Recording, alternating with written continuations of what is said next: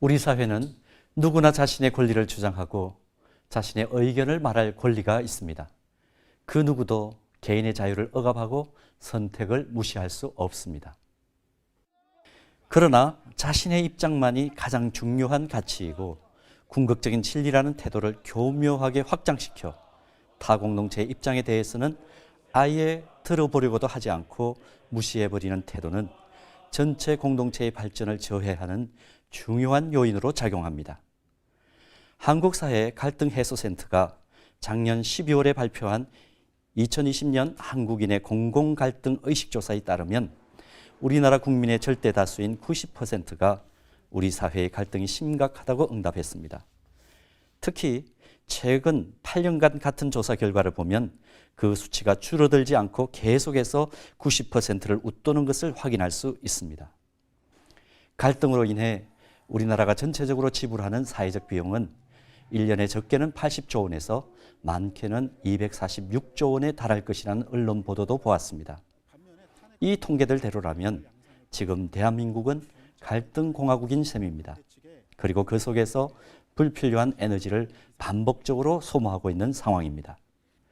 얼마 전에 한국교회의 명망 있는 지도자 한 분으로부터 공동체가 함께 발전하기 위해서 꼭 필요한 3가지 요소가 있다는 것을 들었습니다.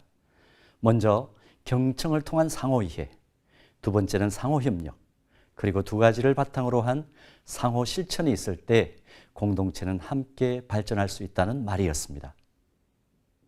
사실 이해, 협력, 실천은 공동선을 추구하는 현장이라면 어디에서나 적용되어야 할 중요한 요소입니다.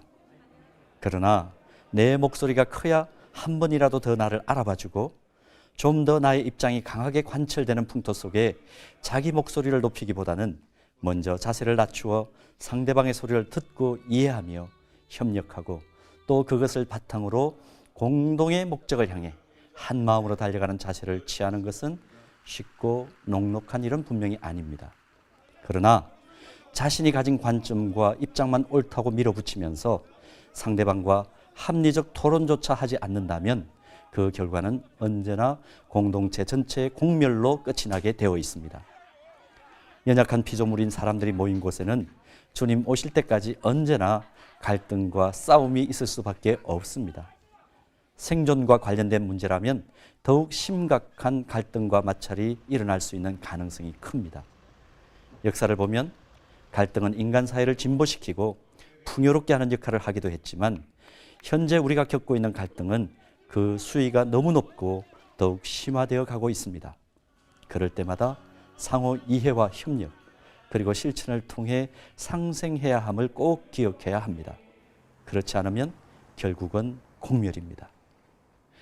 그래서 세대와 이념, 지역과 소득 격차, 남과 북의 대결 등 갈등 요소가 가득한 대한민국의 현실 속에서 특별히 주님의 십자가 복음을 믿는 독특한 공동체인 교회가 갈등 해소의 화목제물이 되기를 바라는 마음 간절합니다.